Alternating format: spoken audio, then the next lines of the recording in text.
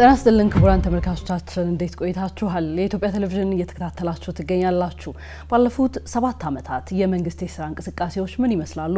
ቀጣይ አቅጣጫዎችስ ምንድናቸው ስንል ከኢፌዴሪ ጠቅላይ ሚኒስትር ዶክተር አብይ አህመድ ጋር ቆይታ እናደርጋለን። እንድትከታተሉት እንጋብዛለን።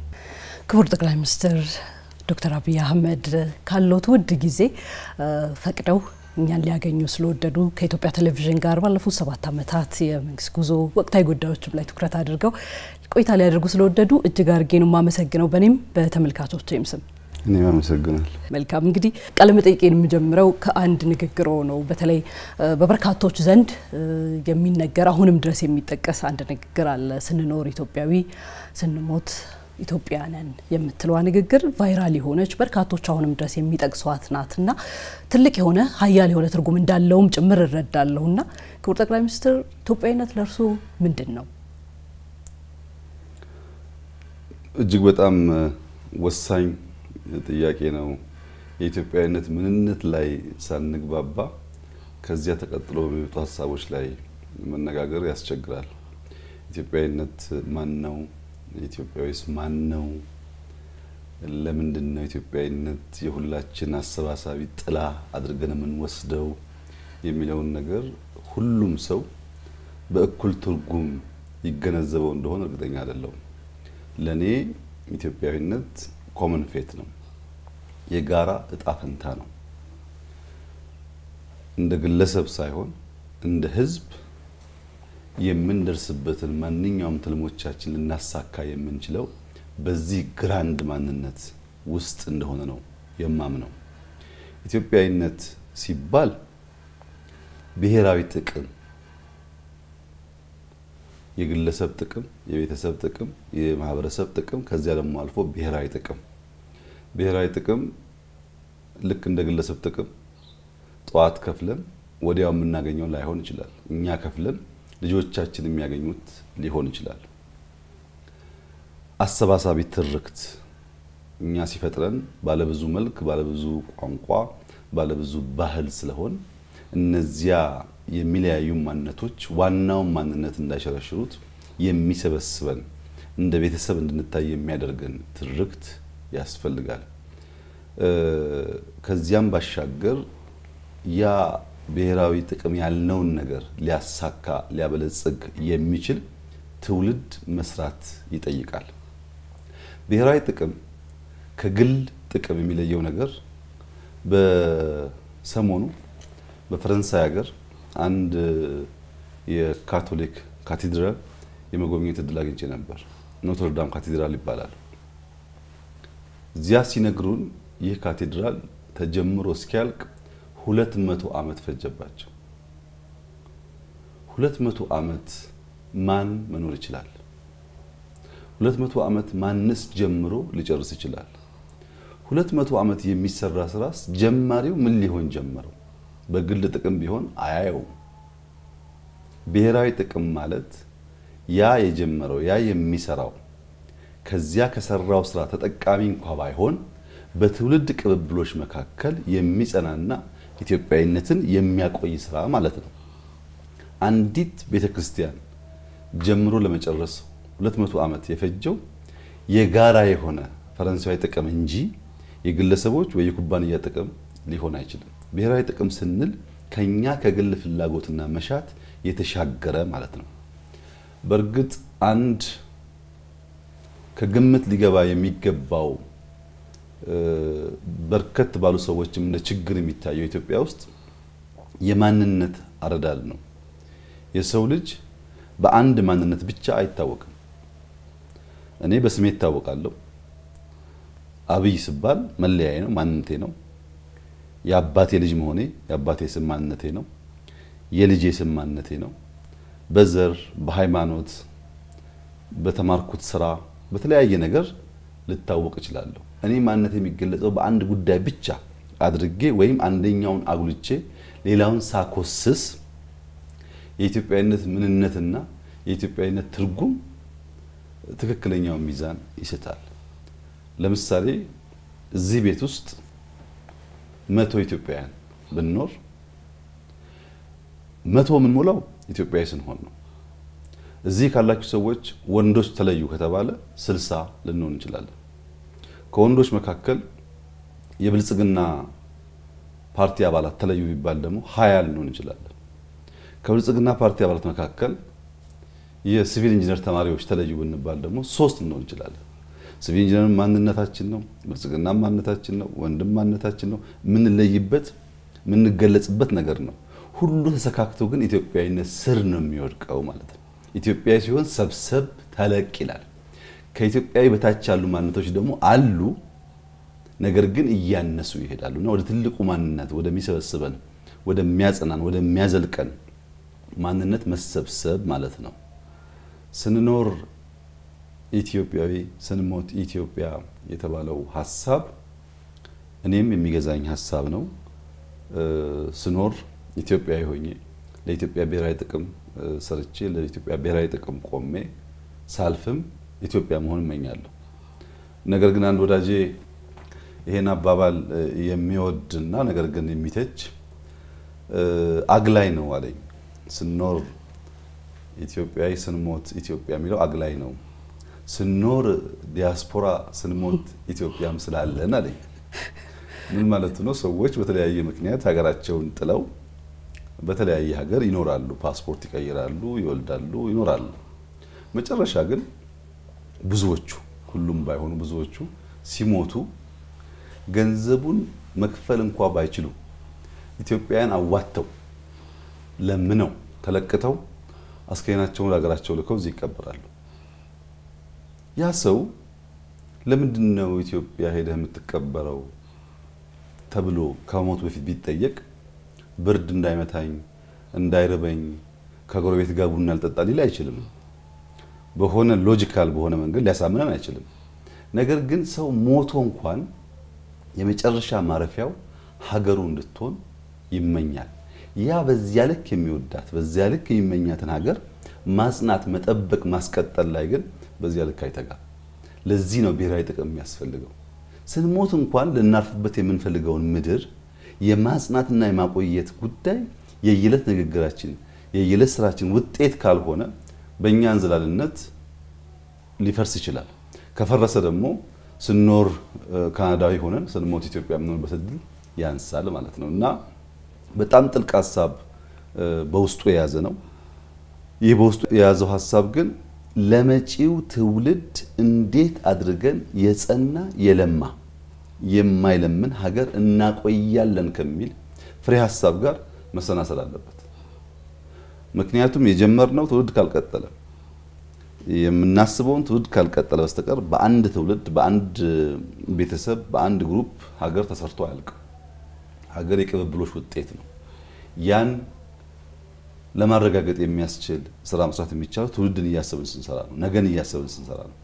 ነገን የምናስብ ሰዎች ግን ዞር ብለን ትናንትናን መመልከት የማንችል ከሆነ ትናንትናችን የዘነጋን እንደሆነ ከትናንትናችን መማር የማንፈቅድ ከሆነ ነገ አይሰራም።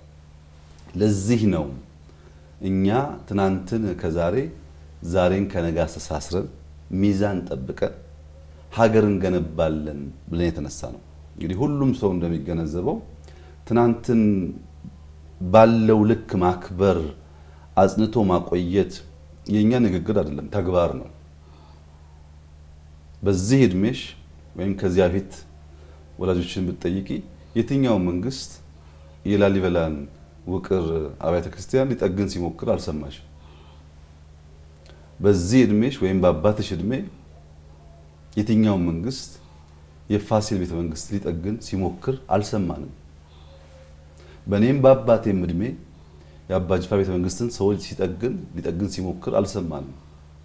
እዚህ ያለንበትን የሚኒሊክ ቤተ መንግስት የኃይለሥላሴን ቤተ መንግስት ሁሉ ቀርቶ የሉሲ መገኛ የሆነው የኢትዮጵያ ሙዚየም የሚባለው አንድ ለናቱ ከተሰራ በኋላ ዞር ብሎ የሚያየው ባለመገኘቱ በውስጡ የያዘው ኮንቴንት በጣም ብርቅና ውድም ቢሆን ሰው ገብቶ ለመጎብኘት የሚያስችል ብቃት አልነበረም፣ አልተጠገነም፣ በተሰራበት ልክ አልተያዘም ወይም አላደገም። እነዚህን ትናንት አባቶቻችን የሰሯቸውን የጀመሯቸውን ነገሮች ለትውልድ እንዲሸጋገሩ ይሁነን ብለን አስበን የምንጠግንበት ምክንያት እንዲቆይ የምንፈልግበት ምክንያት ትናንትናችንን ማየት ካልቻል ነገ የሚባል ነገር የለም። ትናንትናን ብቻ በመጠገም ነገ አይሰራም። ለምሳሌ ዩኒቲን በመስራት ብሔራዊ መንግስትን በመስራት ብቻ ነገ ሊሰራ አይችልም። መሀል ላይ ችግር አለ። መንገድ የሚያገናኝ የለም፣ ሳይንስ ሙዚየም የለም፣ ፍሬንድሺፕ የለም። ለዛይ ደግሞ ያ ክፍተት መሙላት አለበት ማለት ዛሬ ሊሟላ የሚገባው ክፍተት ሲሟላ ትናንት መቆየት ሲችል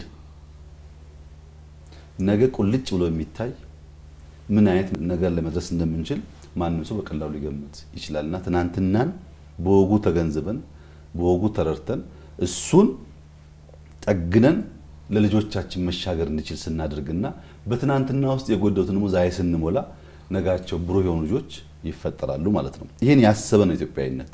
ኢትዮጵያዊነት ማዕቀፍ ነው። ኢትዮጵያዊነት ከትናንት እስከ ነገ ነው። ኢትዮጵያዊነት ከሀስ ከፈ ነው እንጂ ሲመቸን ሲደላን ጥቅም ስናገኝበት የምናዜመው የምናወድሰው ሲከፋን ሳይመቸን ሲቀር ህልሞቻችን ሲጨነጋገፉ የምንተው የወረት ጉዳይ አይደለም። የሁል ጊዜ ነው። በከፍታም በዝቅታም ሲመችም ሳይመችም የምንኖረው ጉዳይ እንጂ ኢትዮጵያዊነት ሲደላንና ለኛ ሲመች ለምሳሌ ስልጣን ስንይዝ ኢትዮጵያዊ ብለን ኖረን ስልጣኑ ሲቀር ደግሞ የለም ኢትዮጵያዊነት አያስፈልግም የምንል ከሆነ ይሄ ትክክለኛ መስፈርት አለ። ኢትዮጵያዊነት የምንሰዋለት ዓላማ ነገ ሃርቨስት የምናደርገው ብቻ ሳይሆን አንዳንዱ በልጆቻችን የሚታይ ሊሆን ይችላል። ለዚያም ቢሆን ዋጋ የሚከፈልለት ጉዳይ ነው። ይሄ ደግሞ በኢትዮጵያ በተደጋጋሚ ታይቷል። ሰዎች አድዋ ላይ የሞቱት፣ ሰዎች ማይጮ ላይ የሞቱት፣ ሰዎች ባድመ ላይ የሞቱት ትውልድ እንዲቀጥል ሀገር እንዲቀጥል እንጂ ከሞቱ በኋላ ሌላ የሚያገኙት ወረት ክፍያ ስላለ አይደለም።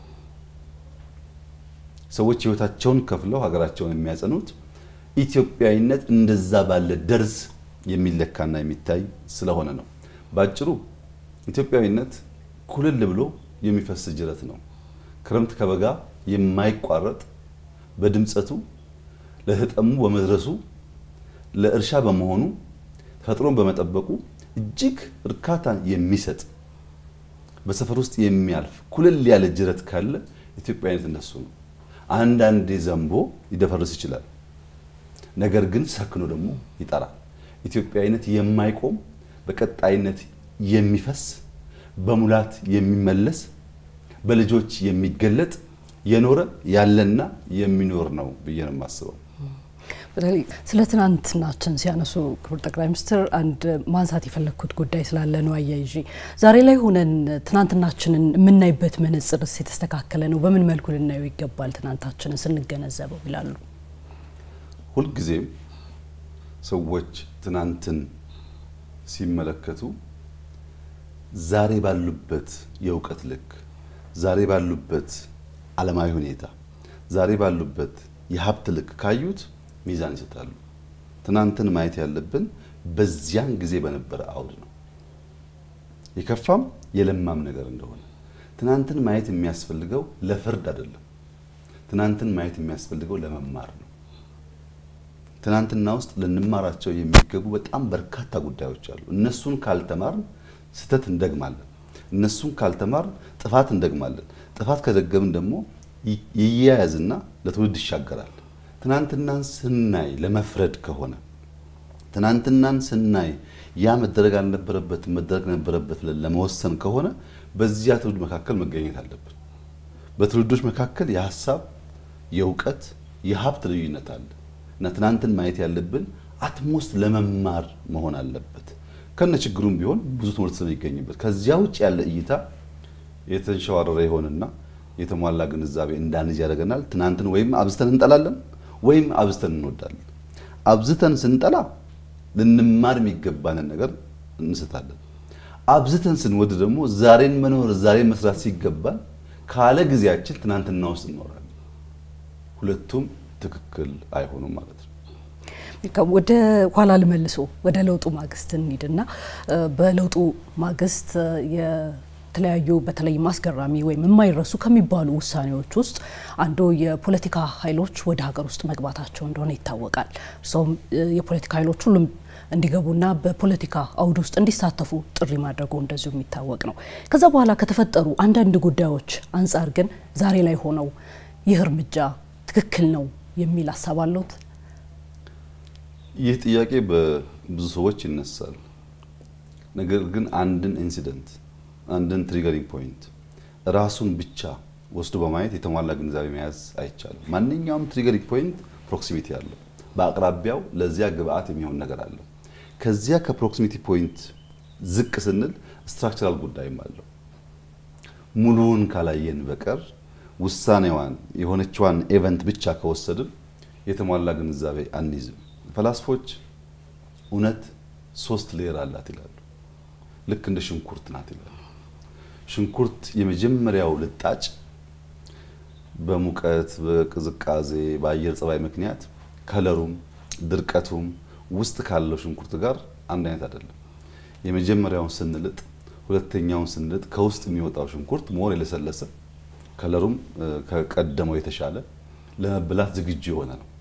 ወላጆቻችን ሽንኩርት እንዳገኙ አጥበው አይልጡም። የመጀመሪያው ልጠው ጥለው ውስጥ ያለውን ነው የሚከትፉት። እንደዚያ እውነትን በሌየር ነጥለን ማየት ካልቻል ትክክለኛውን ትርጉም አናገኝም። ፈላስፎች እውነት 3 ሌየር አላት ካሉ በኋላ የመጀመሪያው ሌየር ኢምፔሪካል ነው ይላሉ። ኢምፔሪካል ማለት ኤክስፒሪየንስ የምናደርገው ነገር፣ የምናየው፣ የምንሰማው፣ የምንነካው ነገር። ከዚያ ሁለተኛው ሌየር ሁለተኛው ልጣጭ ግን አክቹዋል ነው ይላሉ። አክቹዋል ማለት ደግሞ ኢቨንቱ ነው ይላሉ። ሶስተኛው ብዙ ሰው የማያየው ሪል ነው ይላሉ። እሱም ሜካኒዝም ወይም ስትራክቸር ነው ይላሉ። ሜካኒዝሙን ስትራክቸሩን ያልተገነዘበ ሰው ስለ ጉዳዩ የተሟላ ዕውቀት አይኖረው። በቀላል ምሳሌ ላስረዳ። ቲያትር ቤት እንሄዳለን። ቲያትር ቤት ተቀምጠን የሚተውኑ ወንድና ሴቶች ሲጫወቱ አንዳንዴ እንስቃለን፣ አንዳንዴ እናጨበጭባለን፣ ምናልባት አንዳንዴ እናለቅሳለን፣ እንቆማለን፣ እንጮሃለን። ብዙ ስሜቶች ይገላበጣሉ። እዚያ ያለው ኦዲየንስ ሪአክት የሚያደርገው ስቴጁ ላይ የሚያየውን ነገር ብቻ ነው። እሱ ኢምፔሪካል ነው። እሱ ኤክስፒሪየንስ የምናደርገው ነገር ነው። ነገር ግን ከዛ ስቴጅ በስተጀርባ መብራት ላይ የሚሰሩ፣ ሜካፕ ላይ የሚሰሩ፣ ድምጸት ላይ ወጣው ረብሎ የሚሰሩ ከፍተኛ ሰፖርት የሚያደርግ ቲም አለ። በእያንዳንዷ የቲያትር ሾው ከቲያትር ከመጋረጃው ጀርባ ሆኖ ለእያንዳንዱ ተዋናያን ይሄንን ድጋፍ የሚያደርጉ ሰዎች አሉ። እነሱ ናቸው አክቹዋል የሚባሉት። የነሱ ስራ ከፍና ዝቅ ቢል የነሱ ስራ በወጉ ባይከወን ያ የምንስቀው ወይ የምንጨው የምናጨበጭበው ነገር ሊበላሽ ይችላል። ኢፌክቱ ከነሱ ስራ ጋር የተያያዘ ነው። ሰው ግን ከመጋረጃ ጀርባ ያለውን ማንም ሰው አስተውሎ አያስብም። ከነሱ ጀርባ ደግሞ ሌላ ቁልፍ ስትራክቸራል ጉዳይ አለ። ስክሪፕት ራይተሩና ዳይሬክተሩ። ስክሪፕት ራይተሩና ዳይሬክተሩ የነገሩ መሰረት ናቸው። አንድ ሰው ስክሪፕት ሲጽፍ ዝም ብሎ አይጽፍም። የቀሰቀሰው ነገር አለ፣ ወይ ያየው ነገር አለ፣ ወይ የሰማው ነገር አለ፣ ወይ ከተፈጠረው የተማረው ነገር አለ። ያን ሲጽፍ እሱ በጻፈውና ባየው ልክ የሚረዳ ዳይሬክተር ይፈልጋል። አስተውለሽ ከሆነ ዳይሬክተሮች ቲያትር ሲያለማምዱ አለባበስህ እንደዚሁን፣ ቁመናህ እንደዚሁን፣ ድምጸትን ከፍ አድርግ ዝቅ አድርግ ይላሉ። ከየት አመጡት ሰዎቹ? ያን ቲያትር አላዩትም። በጭንቅላታቸው ውስጥ ሙሉ ቲያትሩን ስክሪፕቱን አስቀምጠው ቲያትሩን ስለው ለሰዎች ለመግለጥ የሚያደርጉት ጥረት ነው። እነዚያን ስክሪፕት ጸሐፊና ዳይሬክተር ስትራክቸራል ሌቭል ካየን ከመጋረጃ ጀርባ ያሉትን ሰዎች ደግሞ በአክቹዋል ሌቭል ካየን ኤክስፒሪየንስ የምናደርገው ውጤት አሳዛኝም አስከፊም የሚያዝናናም ቢሆን ሙሉ እይታ አለን ማለት ነው። ለምሳሌ አንድ ቲያትር እናይና ማን ጻፈው? ሎሬት ጸጋዬ ነው እንዴ? ማን ዳይሬክት አደረገው? እነማን ተጫወቱት እንልና በሙሉ ግንዛቤ ነውናል ማለት ነው። የኛንም ጉዳይ ብዙ ጊዜ ያለው ችግር ሙሉ ግንዛቤ ማጣት ነው። ሙሉ ግንዛቤ ማጣት የተሳሳተ ፍርድ ለመፍረድ ይዳዳል፣ ይዳርጋል። በመጀመሪያ እስረኞች ሳንፈታ እንታገላለን የሚሉ ሰዎች ሳንመልስ ለውጡ ሲመጣ ምን አይነት ኢትዮጵያ ምን አይነት መንግስት ነበር እኛ የተቀበልነው? እኛ እኔም አንቺም እሱም እሷም ሁሉም ሰው ማለት ነው የጋራ ዕዳ ስለሆነ የተቀበልናት ኢትዮጵያ 59% ጂዲፒዋ ዕዳ የሆነ ዕዳ መሆኑ አይደለም ስትበደር ኖራ አሁን ጊዜው ደርሷልና ካልከፈልሽ ልትበደሪ ማትቺ ካልከፈልሽ ምንም አይነት ኢንቨስትመንት አናደርግም የሚባልበት ጊዜ ማለት ነው። አንዳንዴ ዕዳም ይያለ የመበደር ሩም ካለ ችግር የለውም እየተበደረም ስራ ሊሰራ ይችላል። በፍጹም አናበደርም ቀይ ናችሁ እስከዛ የተጠናችሁ ልትከፍሉ አልቻላችሁም የተባለች ሀገር ናት።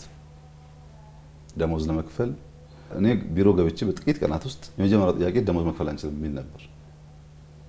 የመጀመሪያው ጥያቄ እና ዕዳ የነበረባት ኢትዮጵያ የነበረባት ሳይሆን በዕዳ የተዘፈቀች ኢትዮጵያ መሆኗን በደንብ ማስተዋል ያስፈልጋል። ስትራክቸራል ሌቭል። ሁለተኛው ፕሮጀክቶቻችን በጣም በርካታ ፕሮጀክቶች ተጀምረው ቆመዋል። በየቦታው ድንጋይ ተዘርቷል። በየቦታው ሰው ድንጋይ ልቀሙልኝ ይላል። ሌላውን ተውና ህዳሴ ብቻ ነው። ህዳሴ ኮንትራት የተሰጠው ኩባንያ በቃ ለውጥ መጥቷልና ከዛሬ ጀምሮ ስራህን ቀጥል እናግዛለን በሚል አማርኛ የሚጀመር ስራ አልነበረም። ስራውን ለመጀመር ብቻ ከኮንትራቱ ውጪ 1 ቢሊዮን ዩሮ ጠይቆናል። የነበረው ኮንትራት አይደለም አዘገያችሁኝ እንዳልሰራ በጊዜ አልከፈላችሁኝም ኪሳራ ደረሳችሁብኝ ያን ካልከፈላችሁኝ በቀር ስራ አልጀምርም የሚል ኩባንያ የነበረው በነበረው ኮንትራት ሳይሆን በደረሰበት ኪሳራ ኮምፐንሴት የሚደረገው ማለት ነው። እዚህ ጋር ነው። እዚህ ጋር ደግሞ ፕሮጀክቶች ቁጭ ብለዋል። በመንገዱም በሁሉም መንገድ ጥያቄዎች አሉ። ከሁሉ ላይ ግን ህዳሴ ደግሞ እንደዚህ አይነት ከፍተኛ የሆነ ሀብት ዲማንድ ያደርግ ነበር። ሶስተኛ የተረከብናት ኢትዮጵያ በጂኦግራፊ ታሰረች ናት፣ እስረኛ ናት። እኛ መሰለን እንጂ ስንንቀሳቀስባት ኢትዮጵያን የሚያክል 130 ሚሊዮን ህዝብ ያለው ከፍተኛ ቆዳ ስፋት ያለው ብዙ ምርት ማምረት የሚችል ለብዙ ጎረቤቶቹ በብዙ መንገድ ሽጦ በረከሰ መንገድ ፕሮዳክቱን አቅርቦ ብዙ ነገር ማግኘት የሚገባው ሀገር እስረኛ የነበረው የጂኦግራፊ እስረኛ መሆን ዛሬ ብቻ ሳይሆን በልጆቻችን በእነሱም ልጆች ጭምር አደጋው እያደገና እየጎላ የመጣ ጉዳይ ነው። የተረከብናት ኢትዮጵያ የጂኦግራፊ እስረኛ ነበረች። ይሄንን መዘንጋት አያስፈልግም። ጂኦግራፊ እስረኛ መሆን ለምን ጠይቃቸው ጥያቄዎች በሙሉ በኋላ ምላሽ እየሆነ ስለሚሄድ የተቋም ድቀት ነበረ። ያሉን ተቋማት በወጉ ስላልተሰሩ የተሰጣቸውን ተልዕኮ ለመፈጸም የማይችሉ መንግስት፣ ፓርቲ፣ ዘር፣ ሃይማኖት፣ ሰፈር መለየት የሚቸገሩ መንግስት እያለ ሌላ መንግስት እንዲያዛቸው የሚጠብቁ ተቋማት ነበሩ። ድቀት ያለበት ነው። ያ ምንድነው? ሐሳብ እንኳን ቢኖር ያን ሐሳብ ኤክስኪዩት ለማድረግ አያስችልም ማለት ነው። ከተቋም ሻገር ስንል በርካታ አሳሪ ህጎች ነበሩ። ህጎቻችን በንግዱም በሂውማን ራይቱም መፈተሽ ይጠይቁ ነበር። ህጎቹ ሲሰሩ ስሪታቸው አሳሪ ስለነበረ ከዚህ ሁሉ ብሶ ደግሞ ትርክታችን አንተ ቀይና አንተ ጥቁርና አንተ እንደዚህ ነህ የሚል ከፋፋይ በታኝ ትርክ ነው የነበረው ለአመታት የተሰራበት እና ሰው ቁጭ ብሎ በጋራ ለማውጋት እንኳን በዚያ የተሰጠው ክፉ ዘር የራሱን ቢጤ ካላገኘ በስተቀር ለመነጋገር የሚቸገር ነበር። የሚዲያ አውዱ የፖለቲካ አውዱ የተሳከረ ዓለም ነው የነበረው። እነዚያን ስትራክቸራል ጉዳዮች ሰው ዘንግቶ ለምን ተመለሰ ለምን ተወሰነ ለምን ተቀመጠ ቢል ትክክለኛው ምላሽ ያገኝ። ምን አይነት ኢትዮጵያ ነው የተከበልነው? ምን ትመስል ነበር ኢትዮጵያ ያኔ? ታስታውሳላችሁ? እንፈርሳለን አንፈርስም ነኮ ጥያቄ ነበረው። አሁን ተቀይሮ ሌላ ጥያቄ መጣ እንጂ ያኔ የነበረው ኢሹ እሱ አልነበረም። በእንደዚህ አይነት ሁኔታ ውስጥ ያለን ሀገር የሚመራ መንግስት ጠንከር ያለ ፈታኝ ውሳኔዎች ይወስናል። ያለው አውድ በራሱ መጨከን መወሰን ይጠይቃል። ውሳኔዎች ግን ሙሉ በሙሉ በፈለግነው መንገድ ግብረ መልስ ያላቸው 100% ፖዚቲቭ ሪአክት የሚያደርጉ ማለት አይደለም። ውሳኔዎች ሁሉ ጊዜም ቢሆን የራሳቸው ዳውን ሳይድ አላቸው፣ የራሳቸው ደካማ ጎን አላቸው። ማንኛውም ውሳኔ ጠቀሜታ አለው፣ ጉዳት አለው። ወሳኙ ሰው ማድረግ ያለበት ጥቅሙን ማጉላት ጉዳቱን መቀነስ ነው። አሊያ ደግሞ ጉዳት ፈርቶ አለመወሰን ነው። ጉዳት ፈርቶ ካልወሰነ በነበረበት አውድ ውስጥ ይኖራል ማለት ነው። ደፍሮ ከወሰነ ጥቅም አለ ያጎላዋል፣ ጉዳት አለ ጉዳቱን እንዲቀንስ ይገራዋል ይመራዋል። ይሄ ማንኛውም ኃላፊነት ያለበት ሰው እንዲያደርግ የሚጠበቀው ጉዳይ ነው። ከዚህ ተነስተን ነው እንግዲህ በነበረው አውድ ሚዲያው የፖለቲካ አውዱ ተቋማት ችግር ስለነበረባቸው ፓርቲዎች ተቃዋሚ ኃይሎች እንዲገቡ ብንፈቅድ እስረኞች እንዲፈቱ ብንወስን ያለውን ፖለቲካል ላንድስኬፕ ብንቀይር ያለው የተፈታው እስረኛ ሁሉ ለሀገር ጠቃሚ ነው፣ የተፈታው እስረኛ ሁሉ ወንጀል ሳይሰራ ጥፋት ሳያጠፋ ነው የታሰረው ብለን አይደለም። እንደዛ ምን አይደለም። ግን የለም ሳንፈታ እንለይ ብንል ምን ይፈልጋል? ተቋም ይፈልጋል። ተቋም ስብራት አለ ብዬሻለሁ። ተቋም በሌለበት 1000 10000 20000 እስረኛ በትክክሉ እየመዘነ አንተ ወንጀለኛ ነህ አንተ አይደለህም ለማለት ሌላ 10-15 ዓመት ሊያቆየን ይችላል። ሪአክት የሚያደርግ ሪስፖንድ የሚያደርግ ተቋም ስላልነበር የተቋም ስብራት እዚህ ጋር ይመጣል ማለት ነው። ከተቃዋሚዎች መካከል አቶ ገሌ ቢገቡ አይከፋም፣ አቶ ገሌ ግን ችግር አለባቸው ለማለትም ያን ልየታ ማስኬድ የሚያስችል ተቋም ኢትዮጵያ አልነበራትም። ጊዜም አልነበራትም፣ አቅምም አልነበራትም። በዚያ ምክንያት መልካሙን ከክፉ ደምሮ ጥቅምም ጉዳትም ያለው ነገር ቢሆንም በጊዜ ሂደት እየጠራ እንዲሄድ መወሰን አለበት። ለምንድነው እንደዚህ አይነት ውሳኔ መወሰን የሚያስፈልገው? ዲሞክራሲን ኤምብሬስ እና ዲሞክራሲን እንለማመድ ስንል ዲሞክራሲ በተፈጥሮ ሜሲ ነው። ምቹ ጎዳና እኮ አይደለም ዲሞክራሲ። አንድ ነገር ለመስራት ግራቀኝ ማየት፣ ግራቀኝ ማማከር፣ መወያየት የሚፈልግ ስርዓት ነው። እንደኛ ላሉ ሀገራት ተመራጭ ቢሆንም ግን ንጹህ የሆነ ሲምለስ ሃይዌይ አይደለም። በየመሃሉ የሚጎረብጡ ነገሮች አሉት። ያ የሚጎረብጥን ነገር እየፈቱ መሄድ ግድ ነው። ያ የማይመች ነገር እየፈቱ መሄድ ግድ ነው። ያ በመሆኑ ምክንያት ይሄ ውሳኔ ያመጣው ጥቅም ባለው ልክ በለውጡ አጠቃላይ ሂደት ውስጥ የፈጠረው ደግሞ ውስብስብ ችግሮች አሉ። ችግር አልቦ ውሳኔ ስላልነበረ ችግሩን እናሳነሳለን፣ ጠቀሜታውን ደግሞ ማክሲማይዝ እናደርጋለን። እኛ ስንመጣ አንዱ ቃል የገባነው ምንድነው? ቃል የገባነው ነገር ኢትዮጵያ ውስጥ ዲሞክራሲን ለማምጣት እንሰራለን ነው። ዲሞክራሲን ለማምጣት እንሰራለን ብለን ወንጀል ሰርተው በግፍ የታሰሩ ሰዎች፣ በትክክለኛው መንገድ ለኢትዮጵያ ዲሞክራሲ የሚታገሉ ሌላ ኢንትረስት ያላቸውም ሰዎች ከሀገር ተሰደው ባሉበት ሁኔታ የመለየት አቅም ሳይኖርን ሁለቱንም ብንከለክል ያ የምናስበውን ዲሞክራሲ ልናመጣ አንችልም። ልክ አስፋልት ሰርቶ አስፋልቱ ስለሚያምር መኪና አይሄድበትም ብሎ እንደመከልከል ነው። አስፋልት ከሰራን በኋላ ጥንካሬው ምን ያክል እንደሚዘልቅ ማወቅ የምንችለው መኪኖች ከሄዱበት ነው። በመንገድ ስራ ኮንትራክት ውስጥ አንድ ኮንትራክተር አስፋልቱን የጨረሰ ቀን አያስረክበንም። በኮንትራክት ህጉ ተጨማሪ 1 ዓመት 2 ዓመት ይሰጣል። ለምንድን ነው? ያ የተሰራው ስናየው ያማረ ግን ስንሄድበት 10 ሜትር ጠንካራ፣ 1 ሜትር ጎርጓዳ፣ 1 ኪሎ ሜትር ጠንካራ፣ ሌላ ደግሞ 100 ሜትር የተበላሸ ሊሆን ይችላል። ያንን ቴስት ማለፍ የሚችለው መኪኖች ሲመላለሱበት ነው። መኪኖች ከሄዱበት ከታየ በኋላ የተበላሸ ፓርት ከተጠግኖ ሲሟላ ነው ኮንትራት ሰጪው የሚረከበው። እኛ ዲሞክራሲ ያለው መንገድ ከሰራነው በኋላ ፓርቲዎች አይንቀሳቀሱበትም ብለን ከዘጋን የዲሞክራሲውን ውሃ ልክ ማወቅ አይቻልም። እና የኛ ውሳኔ ነበረው ሁሉም መድረክ ማግኘት አለበት፣ ሁሉም ጆሮ ማግኘት አለበት። ሐሳብ ያለውና ሐሳብ የሌለው ለኢትዮጵያ ጠቃሚ ምክር የሚያመጣና የማያመጣ ጊዜ ይለየዋል። አሁን እኛ ተቋም ሳንይዝ እንለይ ብንለው ሪፎርሙን ሳንጀምረው ይጨናገፋል። ግን ለሁሉም መድረክ እንስጥ፣ ሁሉም ይደመጥ ይታይ፣ ሐሳቡ ይደመጥና የተሻለው ይቀጥላል። ያልተሻለው ደግሞ በጊዜ ብዛት የሚሆነው ይሆናል። እና የመጀመሪያው ነገር መድረክ እንዲያገኙ ማድረግ ነው። ራሱን ለገበያ እንዲያቀርብ፣ ራሱን ለሚሸጥለት ህዝብ ለማቅረብ እንዳይከለከል ማድረግ ነው። ከዚያ በኋላ በህዝብ ተመዝኖ መክበድ አሊያም መቅለል የሚወሰነው በኔ ሳይሆን በአንቺ ሳይሆን በዚያ ሰው ሳይሆን በህዝብ ነው። ህዝብ ሁሉን ይሰማል፣ ሁሉን ያያል። ከዚያ መካከል የተሻለና የከበደለትን አክብዶ ይወስዳል፣ የቀለለውን ደግሞ እንዲሁ ይተዋል ማለት ነው። ህዝብ እንዲወስን እድል ሳንሰጥ ከሆነ ግን ውሳኔ የምንወስነው ጥፋት ያመጣል። በቅርቡ አውሮፓ ጉዞ ነበረኝ እና በዚህ ቆይታዬ አንድ የሚገርም ነገር አስተዋልኩ።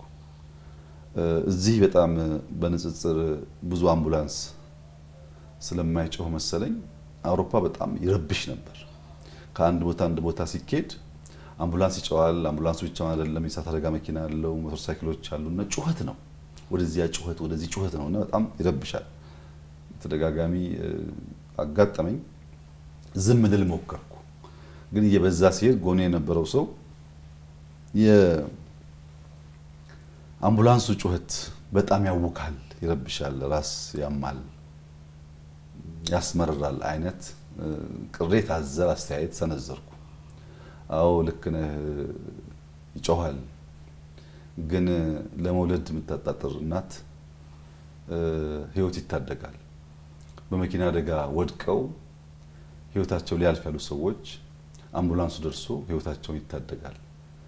ወላጅ ልጆቻቸው አጠገባቸው ሳይኖሩ በስትሮክ ምክንያት ወድቀው በካንሰር ምክንያት ታመው በከፍተኛ ሪስክ ውስጥ ሲሆኑ ደርሶ ይታደጋቸዋል አለ። ለሱ የአምቡላንሱ ጩኸት ሳይሆን አምቡላንሱ የሚሰራው ቁም ነገር ነው የሚታየው። እኔ ደግሞ እንደ መጤ እንደ አዲስ ሰው ለዚያ ግለ ነበረኝ ኮንፈርት ጩኸቱ አልተመቸኝም። እኔ ያየሁት ጩኸቱን ነው፣ እሱ የሚያየው ደግሞ ማዳኑን ነው። ልክ እንደዚሁ ወደ ሀገር ውስጥ ያስገባናቸው ሰዎች ኪሳራ ብቻ ናቸው ብሎ የሚያስብ ሰው ልክ እንደዚሁ ነው። ብዙ አትርፈንበታል። ብዙ የከበዱ ሀገራቸውን እያገለገሉ ያሉ ሰዎች አሉ። በመንግስት ካቢኔ ውስጥ በክልል አመራር ውስጥ ያሉ አሉ። ዩኒቨርሲቲ የሚያስተምሩ አሉ። ገብተው የሚነግዱ አሉ።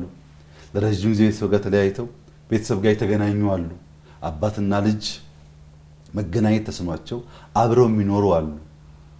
ወይም አብረው ኖረው ወጥቶ መግባት ያልተከለከሉ አሉ። እና በዚያ ውሳኔ ብዙ ያተረፉ ብዙ የተጠቀሙ ሰዎች አሉ። በርግጥ ጉዳትም አለ። ኢትዮጵያም እንደዛው ናት።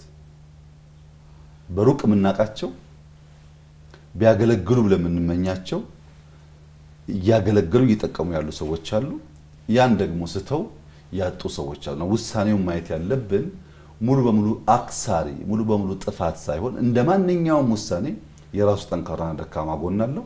ደካማ ጎኑን እያረቀን እያረመን እያስተካከለን ጠንካራ ጎኑን ደግሞ ማክሲመም ይተጠቀምን ለመሄድ ነው ጥረት የተደረገ ያለው። በዛ አውድ መታየት ያለበትና ፋውንዴሽኑን ካልተረዳን ውሳኔውን ብቻ ከወሰድን እንስታለን።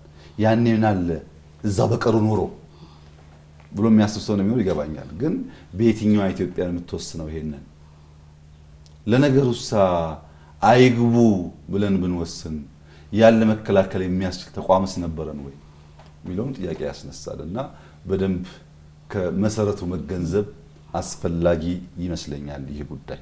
በድምሩ ግን አትርፈንበታል። የከበዱ አሉ፣ የተጎዳንባቸው ኤሪያም አሉ፣ የከሰርንባቸው ኤሪያዎች አሉ። እነሱን እየተማር እየቀነስን ጥቅሙን እያጎላን እንቀጥላለን።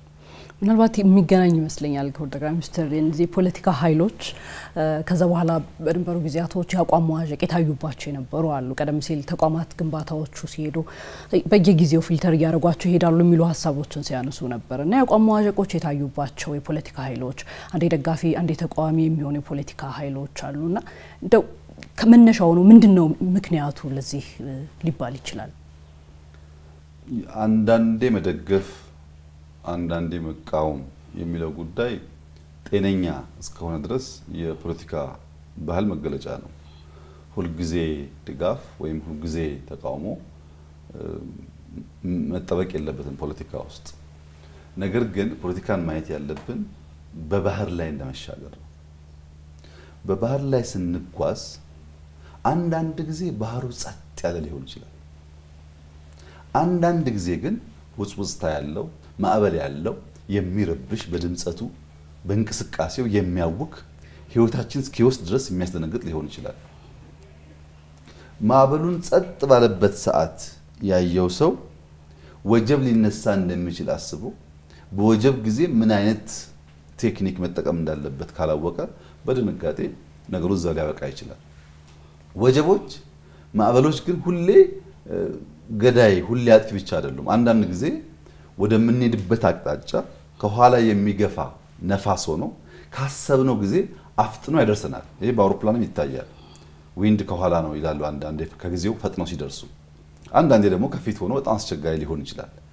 ያ የመጣው ማዕበል ምን አይነት ነው የሚለውን ማስተዋል ያስፈልጋል። ይህ ለውጥ በዓለም ላይ ከፍተኛ ውዳሴ፣ ከፍተኛ ምስጋና፣ ከፍተኛ ድጋፍ ካስተናገዱ በጣም ጥቂት ለውጦች በአፍሪካ ውስጥ አንዱ ነው።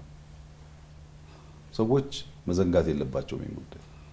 ከኖቤል ፒስ ፕራይስ ጀምሮ ከ27 በላይ ዩኒቨርሲቲዎች ሪኮግናይዝ ያደረጉት በጣም በርካታ ዓለም አቀፍ ተቋማት በተለያየ ምክንያት የተሸለመ የተደነቀ የተወደሰ በዓለምም በአፍሪካም በኢትዮጵያም ከፍተኛ ድጋፍ እና ውዳሴ ያገኘ ለውጥ ነው።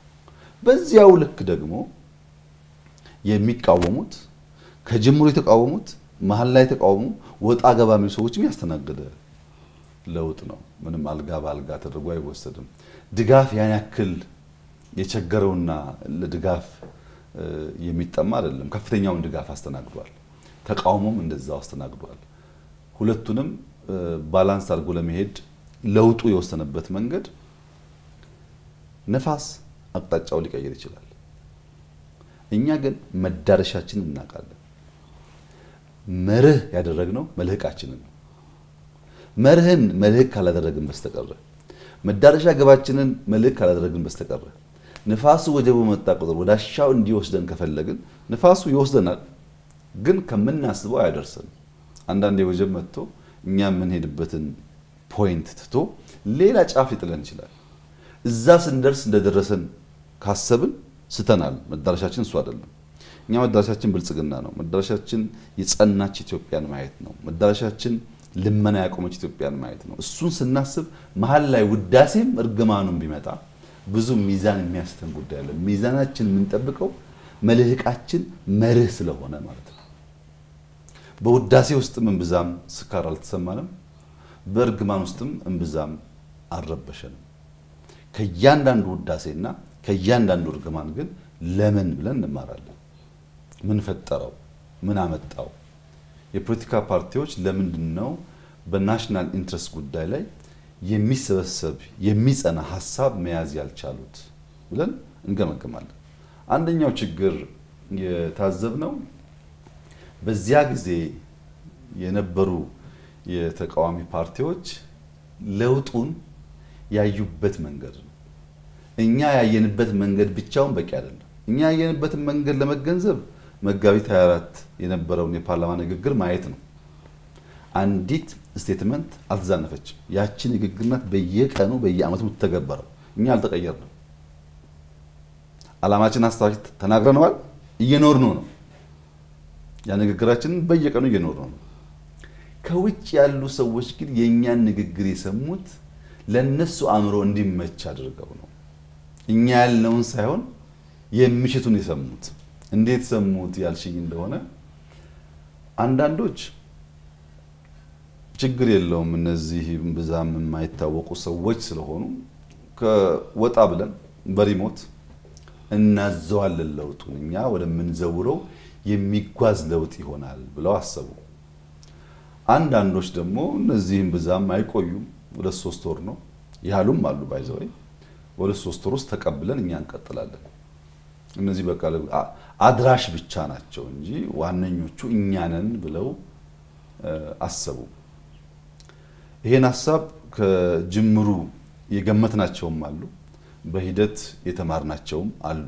ነገር ግን አብዛኛው እንደዚህ ያለ ሐሳብ የሚያስቡ ሰዎች መንግስትን አያውቁም። መንግስት መዘወር ግን ያስባሉ። አንዲት ቀበሌ ለአንድ አመት ሰርቭ አድርጎ ያቆም፣ አንዲት ኤጀንሲ ሰርቭ አድርጎ ያቆም፣ አንዳንዶቹ ፔሮል ላይ ፈርሞ ያቆም፣ ማገልገል ምን እንደሆነ ያቆም። ግን መንግስትን ማፍረስ፣ መንግስትን መምራት፣ መንግስትን መዘወር እንደሚችሉ ያስባሉ። ይህ ስለራሳቸው ያላቸው ግምገማ የፈጠረባቸው ቀውስ ይመስለኛል።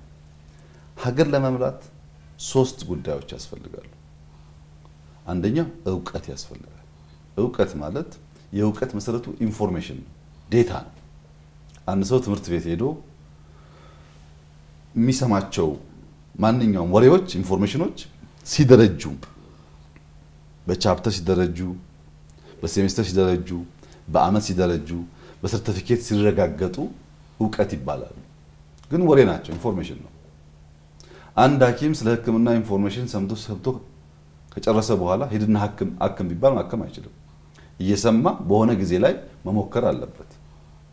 ኖሌጅ የሚባለው ዕውቀት የሚባለው በሰማነው ኢንፎርሜሽን ባነበብነው መጽሐፍ ወይም ከሰዎች በሰማነው በትምህርት መልክ በተሰጠን ነገር ያከማቸው ነገር ማለት ነው። እሱ ያስፈልጋል ግን በጣም ያለው ሼር በመንግስት ውስጥ እነሱ እንደሚያስቡት ሳይሆን ውስን ሼር ነው ያለው። ከዚያ ቀጥሎ ስኪል ያስፈልጋል። ያ ኖሌጅ የሚመነዘርበት የሚተረጎምበት መስራት የሚያስችል ስኪል ያስፈልጋል። ሶስተኛው ደግሞ ስኪል ለማምጣት አንዳንዴ እጅ ይቃጠላል፣ አንዳንዴ ይወደቃል፣ አንዳንዴ ጩኸት አለ፣ አንዳንዴ ድጋፍ አለ። በዚያ ውስጥ ደግሞ ዊዝደም እየተገነባ ይሄዳል በጊዜ ውስጥ ማለት ነው። ሰው ዕውቀት ኖሮት ስኪል ከሌለው ልምምዱ ከሌለው በስኪል ውስጥ ደግሞ ዊዝደም እየገነባ ካልሄደ ብቻው እንኳን ባይሆን እንደ ቲም ይህንን ብቃት መገንባት ካልቻሉ መንግስት ያስቸግራል። እና ብዙዎቹ በክላስሩም ዋና እንዴት እንደሚዋኝ ተምረዋል። ስለ ዋና አልሰሙም አይደልሽም። ዋና ስትዋኝ መጀመሪያ ቀኝ እጅህን ወደፊት ትዘረጋለህ፣ ቀጥሎ ግራ ይከተላል፣ ሁለቱ እግሮች ይንቀሳቀሳሉ፣ ነፋስ አየር ምስብበት መንገድ ይሄ መሆን አለበት የሚለው ቲዮሪ ሰምተዋል። ግን ዋና ዋኝተው አያውቁም። አንድ ሰው ስለ ዋና አስተምረን ስናበቃ ሂድና ዋኝ ብለን ገንዳ ውስጥ ብንጥለው ካልደረስነት በቀር ሟች ነው። ስለ ዋና ሰማ ማለት ዋና ቻለ ማለት አይደለም። ወይም ስለ ሳይክል ለመንዳት ግራና ቀኝ እግርህን እያፈራረክ ትነዳለህ፣ ባላንስህን ጠብቅ ብለን ብንነግረው ሰውየውን ከዚያ በኋላ ገብቶኛል ብሎ ሳይክሉን ቢሰጠው ይፈጠፈጣል እንጂ አይነዳውም። አብዛኛዎቹ እንደዚህ ናቸው። ስለ መንግስት ወሬ ይሰሙ፣ ስለ መንግስት ያነበቡ፣ ስለ መንግስት በርቀት ያዩ፣ ግን ቀበሌ ማለት ምን እንደሆነ በወጉ የማያውቁ፣ ኤጀንሲ ማለት ምን እንደሆነ በወጉ የማያውቁ ያልኖሩት ማለት ነው። እኛ እኮ ሰምተናል ስለዚህ ጉዳይ። አዎ ሰምተሃል። መስማት ግን መኖር አይደለም። ስትኖር ብዙ ከፍታና ዝቅታ በውስጡ አለ። ይሄንን ካለመገንዘብ ብዙዎቹ ሳቱ። እኛ ለሁሉም እጃችን ዘርግተን ጠበቅናቸው። ለአውሮፓ ላለውም አሜሪካ ላለውም በቅርብ ላለውም ለሁሉም እጃችን ዘርግተን የተቀበልነው። አንዳንዶች ከእጃችን ላይ የግል ምንዳ ጠበቁ። ያ የጠበቁትን ምንዳ ከእጃችን ሲያጡ አኮረፉ። ኑ ሲባሉ፣ ግቡ ሲባሉ፣ አብረን እንስራ ሲባሉ ኑ የተባልነው 4 ኪሎ ነው ብሎ ያሰቡ ሰዎች ሳቱ፣ አኮረፉ። ሀገር ነው ምንፈልገው፣ ሐሳብ አለን፣ መስራት እንችላለን፣ እንፈልጋለን ደግሞ ያሉ ጸንተው ቀሩ። እኛ ኑ ያልነው ተመለሱ ያልነው አብረን እንስራ ያልነው ሐሳባችሁን ለመሸጥ አውድ ይገባችኋል፣ መዛኙ ህዝብ ካከበዳችሁ ምትፈልጉት መሆን ትችላላችሁ ነው ያልነው እንጂ የጠራነው ሁሉ 4 ኪሎ ይገባል አላልንም። እንደዚህ ያሰቡ ሰዎች ሳቱ። በሐሴት በደስታ የተቀላቀሉ ነገር ግን ቂም አርግዘው የገቡም በውስጡ ነበሩ። በደስታ የመጣው ያለቀሰ የመጣው ቂም አርግዞ የመጣው ተቀላቅሎ ስለመጣ ያን የለየት አቅም ስላልነበረ በሂደት ያሱ ያስቀመጠው መስፈርት የሆነኛል ይገባኛል ያስቀመጠው ነገር ከፍና ዝቅ ሲል ድጋፉ መዋዠቁም በኢትዮጵያ ፖለቲካ መቼም እንዴት እንደ ዋዠቀ ሁላችን እንታዘባለን። ዛሬ ነሳና ነው የዛኛው ግሩፕ ደጋፊ ይሆናሉ፣ ካለንም ችግር ደግሞ ተነስቼ የዛኛው ግሩፕ ደጋፊ ይሆናሉ። ሲጀመር መርህ ፕሪንሲፕል አልነበረም ማለት ነው። የግል ፍላጎት እንጂ ብሔራዊ ጥቅም አልነበረም። የግል ፍላጎት እንጂ ሐሳብ ኖሮ ሐሳብ ሽጦ ተወዳድሮ ላሸንፍ ይችላል የሚል እምነትም አልነበረም። እኔ ወሬ ስሰማ ስለከረም ዕውቀት አለኝ ብዬ ስለማስብ ቀጥታ ሄጄ መንግስት መሆን ወይ መዘወር ይችላል ብለው ብዙዎቹ አስበዋል። እንግዲህ እኔ ያለኝ ምክር መንግስት ኢትዮጵያ ውስጥ ማንንም ሰው የተመኘ ሰው ከውስጥ ምኞት ያለው ሰው መሆን ይችላል። እንደከዚህ ቀደሙ ለምን ትመኛለህ የሚባልበት ዘመን አይደለም። ሰው ጠቅላይ ሚኒስትር መሆን፣ ጀነራል መሆን፣ ሚኒስተር መሆን መመኘትም ይችላል። ከበረታና ከተጋ መሆንም ይችላል። የሚከለክል ህግም የሚከለክል አውድም አይደለም ያለው። ብዙዎች ያን እንዲመኙ ለዚያም እንዲተጉም እንፈልጋለን። ግን ያለኝ ምክር በከፍተኛው ቦታ ላይ ማገልገል የምናስብ ማንኛውም ሰዎች ህልሙ ካለን ያ ህልም እንዳይጨነግፍና እንዲሆን ቀበሌን፣ ወረዳን፣ ኤጀንሲን ማገልገልን ፔሮልን ማወቅ አለብን። በወር ፔሮል ላይ ፈርመን ደሞዝ መቀበል ሳንለማመድ ከዚያም ከዚህ ሞጭፈን እየኖር ከዚያ ላገልግል ካል ያ ባህሪ ከተለንና በፔሮል መኖር የምንቸገር ሰዎች እንሆናለን። እና ፍላጎቱ ችግር የለበትም፣ ምኞቱ ችግር የለበትም፣ ለዚያ መትጋቱም ችግር የለበትም። ያ ግን በሰላማዊ በህጋዊ መንገድ እንዲሆን፣ በአላማ እንዲሆን፣ ሐሳብ ቋጥረን እንዲሆን፣ በልፋትና በውጤት እንዲሆን ከሰራ ነው ከመራ ነው ለማንም ሰው ክፍት ነው። እኛ ዛሬም እጃችን የተዘረጋ ቤታችን የተከፈተ ለሰላም፣ ለውድድር፣ ለንግግር አብሮ ለመስራት ለሚፈልጉ ማንኛውም ሰው ክፍት ነው። ቤታችን ዝግ አይደለም። ባለፈው እንዲህ ስላደረክ ሁለተኛ አደርስብኝ የሚል አቋም የለንም። አሁንም ሐሳብ ያለው ሰው፣ ሰላማዊ መንገድ የሚከተል ሰው፣ በመርህና በትጋት ሊያመጣ የሚሻ ሰው ካለ እሱ ለኛ ትርፍ ጥቅም ሀብት እንጂ ኪሳራ አይደለም። አንዱም ችግራችን ጠንከር ያለ ሐሳብ ያላቸው ሐሳብ ላይ ቆመው የሚሞግቱ ቻሌንጅ የሚያደርጉ ኃይሎች ጠፍተዋል ኢትዮጵያ ውስጥ። ስሜት ነው እዛም ይወራጨው እንጂ ሐሳብ የለም። እሱ ለኛም አይጠቅመንም፣ ለኢትዮጵያ አይጠቅማትም። ምክንያቱም ሐሳብ እየደረጀና እየሞገትን ስንሄድ እንማማራለን፣ አንዱ ካንዱ ይማራል። በዛ ሂደት ውስጥ እናድጋለንና አሁንም እኛ አልተዛነፈን፣ ቦታችን ክፍት ነው።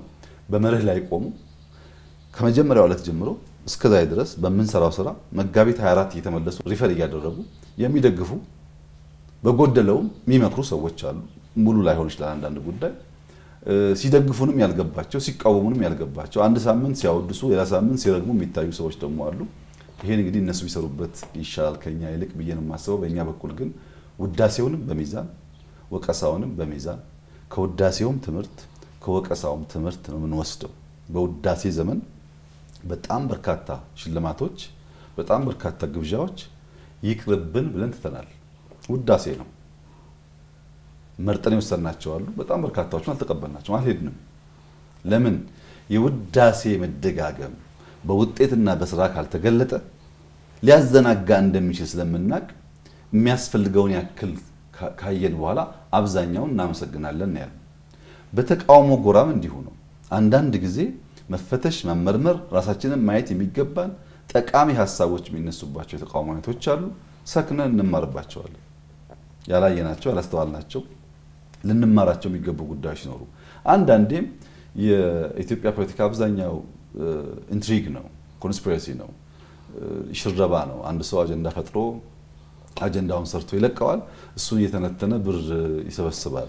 ለእንደዚህ አይነቱ ጉዳይ ደግሞ ምን መልስበት የግብረ መልስ ሚዛን በንጽጽር ከዛኛው ዝቅ ያለ ይሆናልና ከተቃውሞም ከውዳሴውም እየተማሩ እያሻሻሉ ቃልን በተግባር እየገለጡ መሄድ ነው ጠቃሚ ነው ብዬ የማስበው ነው። መልካም። በብዙ ኢንተርቪዎቹ ለመከታተል ስንሞክር ብዙ ጊዜ ፈተና ውስጥ ትልቅ ነገር መስራትን ትልቅ ነገር ማሳካትን ይቻላል የሚሉ ሐሳቦችን ሲያነሱ አደምጣለሁኝና በማብራሪያ ብናያቸው እስኪ ምን አይነት ትልልቅ ስኬቶችን በፈተና ውስጥ ማሳካት ተችሏል? ፈተና ያው ፈተና ነው። አቀለን ጉዳት ወይም ፈታኝ ሁኔታን አያመጣም ብለን የምናቃለው ጉዳይ አይደለም። ፈተና ፈተና ነው። ግን ያ ፈተና በውስጣችን የታመቀ ያልተለማመድ ነው። በዕለት ተዕለት እንቅስቃሴያችን እንብዛም ያላወቅ ነው። የተደበቀ ፖቴንሻል ደግሞ ያወጣል። ሰዎች ምን ይላሉ? ሰው ሁሉም ሰው ኢንፋይናይት ፖቴንሻል አለው ይላሉ። ተለክቶ ተሰፍሮ የማያልቅ ብቃት አለው። ግን ያ ብቃቱን አያውቀውም፣ ያ ብቃቱን አይመነዝረውም። ያ ብቃቱን እንዲመነዝረው ፕሮቮክ የሚያደርጉ ቻሌንጆች አንዳንድ ጊዜ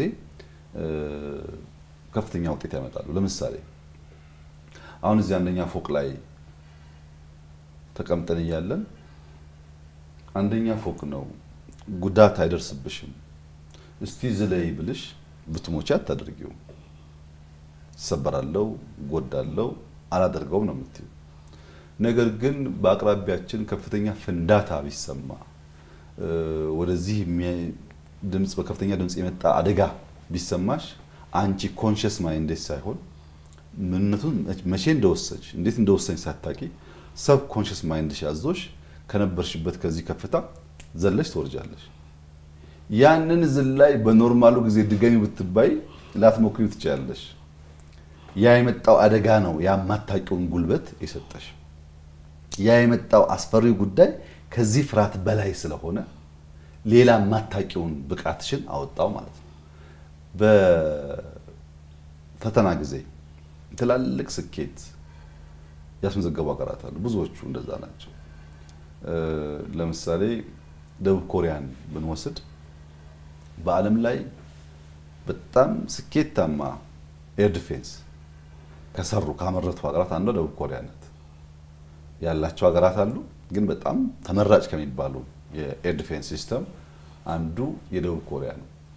ምን አመጣው ይሄን ያለ እንደሆነ በማንኛውም ደቂቃ ሰሜን ኮሪያ ሮኬቶች ሚሳኤሎች ተኩሳ ልታጠፋን ትችላለች የሚል ስጋት ስላለ ያንን ስጋት ለማስቀረት በጣም ኮምፒተንት የሆነ ተመራጭ የሆነ ኤር ዲፌንስ ሲስተም ሰርተዋል። አሁን የፈጠሩት እነሱ ናቸው። መነሻው ትሪገሪንግ ፖይንቱ ግን ኢሚዲየት ትሬት አለ። ያ አደጋ ሊያጠፋን ይችላል የሚል ስጋት በውስጡ ስላለ ነው።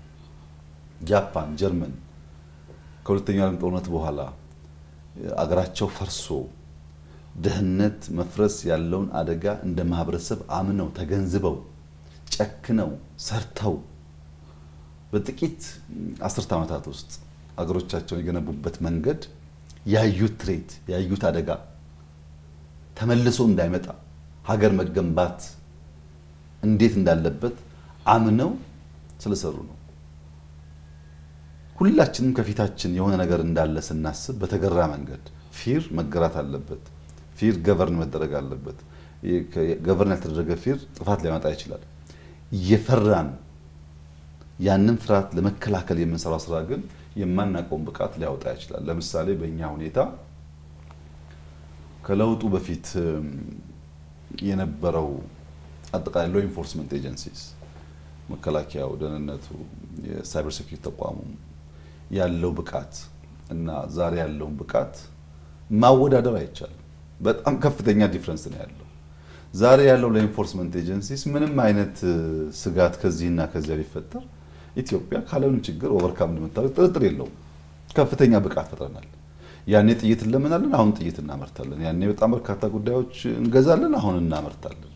ያኔ ስንገዛ ብዙ ወዳጅ ስላልነበረን ግዢውም ችግር ነው፣ ልመናውም ችግር ነው፣ ገንዘቡም ችግር ነው። አሁን የተሻለ ገንዘብም አለን፣ የተሻለ ወዳጅም አለን፣ የተሻለ የመግዛት አቅምም አለን። መስራት ብቻ አይደለም።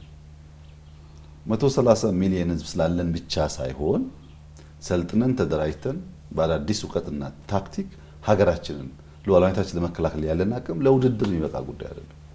እውነቱን ለመናገር እነዚያ ፈተናዎች ባይፈጠሩ ኖሮ በዚያ ልክ እንደረጅ ነበር ወይ የሚለውን እጠራጠራለሁ። መለስተኛ ስራ እንሰራ ይሆናል፣ ግን በዚያ ልክ መጠንከራችንን እጠራጠራለሁ። የመከላከያን ብንተውና የኢንሳን ብንወስድ ከለውጡ በኋላ ሰፋፊ ቨርቹዋል አታኮች ነበሩ።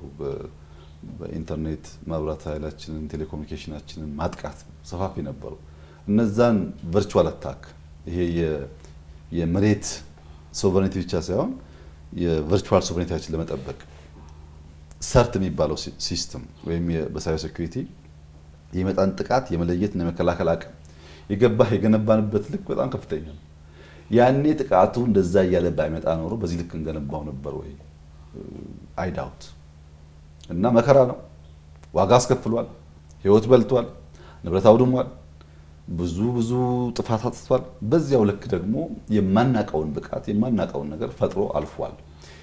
ጥፋቱ ቁስሉ አለ፣ ጥቅሙ ግን ለልጆቻችን ይሸጋገራል። ካለምንም ጥርጥር የኢትዮጵያ ሉዓላዊነት የኢትዮጵያ አንድነት ዛሬ ለኢትዮጵያ መንግስት ስጋት አይደለም። በተሟላ መንገድ ሉዓላዊነታችንን ከማንም ኃይል መጠበቅ እንችላለን። በተሟላ መንገድ እንደዚህ አይነት ቁመና የፈጠርነው በስራ ነው። ፈተናው የመጣው ኮሮና ልውሰድልሽ እንደ ሁለተኛ ምሳሌ። ኮሮና ዓለምን የናጠ አደገኛ ቻሌንጅ ነው። እንደ ኢትዮጵያ ላለ ገና ለውጥ ለጀመረ ሀገር እንደ ኢትዮጵያ ላለ ተቋም ላልመሰረተ ሀገር ሳይሆን ለትልልቆቹም ቢሆን ገንዘብ ላላቸው የጤና ተቋማት ለገነቡትም ቢሆን ፈታኝ ነገር ነበር። ግን እኛ ልክ ኮሮና መጥቶ አፍሪካኖች ይጎዳሉ፣ ይሞታሉ፣ ያልቃሉ የሚሉ ሟርቶች ነበሩ እና ውይይት ስንወያይ እንደ መንግስት አቋም ወሰድን። ይሄ ሟርት ነው።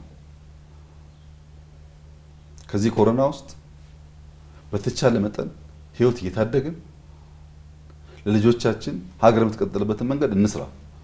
በሽታ መጣ ብለን በራችንን ደጃችንን ዘጋግተን በረሃብ ማለቅ የለብንም።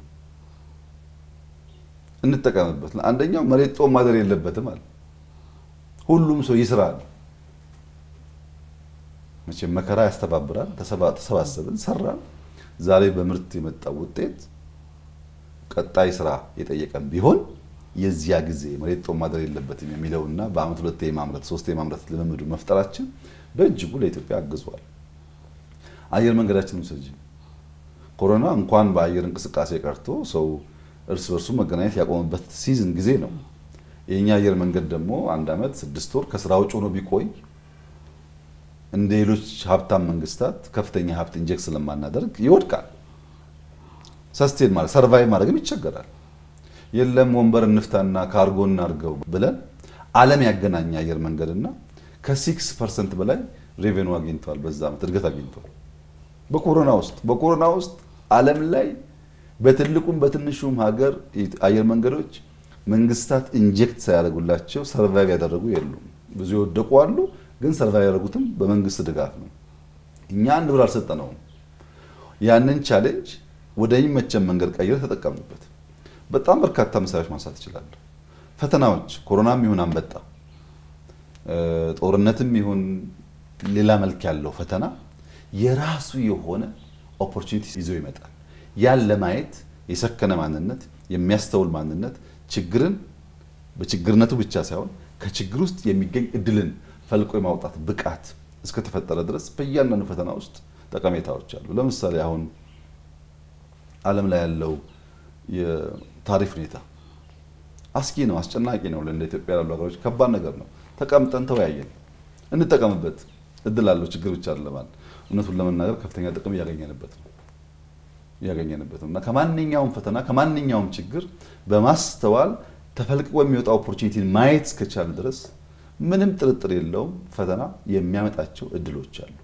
እነሱን መጠቀም የሚያስችል ብቃት መፍጠር ደግሞ ያስፈልጋል። በዚህ አግባብ ነው ኢትዮጵያ ውስጥ ባለፉት 7 አመታት በጣም በርካታ ፈተናዎች ገጥመውን ለማመን የሚያስደንቁ ድሎችም ለማመን የሚያስደንቁ ተአምር ሊባሉ የሚችሉ ድሎች ተመዝግበዋል። እያንዳንዱን በየፈርጁ ማየት ይቻላል። አስደማሚ፣ አስደናቂ፣ ለማመን በእጅጉ የሚዳግቱ ተአምራዊ ውጤት አይተንበታል።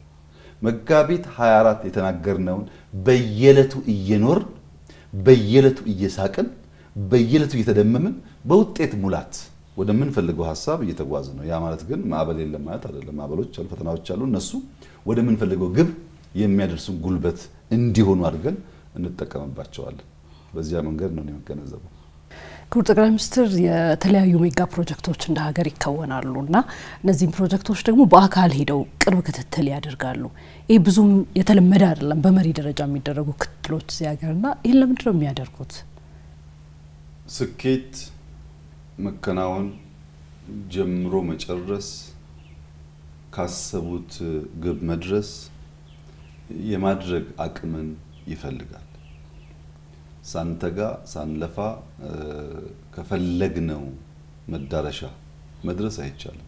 አቋራጭ መንገድ የምንፈልገውን ውጤት ሊያመጣልን አይችልም። አንዳንዱ ጉዳይ በዚያ ትጋት ውስጥ በዚያ መውጣት መውረድ ውስጥ ማለፍ ይጠይቃል። በእርግጥ ይሄ በእኛ ሀገር ብቻ የሆነ ጉዳይ አይደለም። ማንኛውም ተቋም በወጉ ያልገነቡ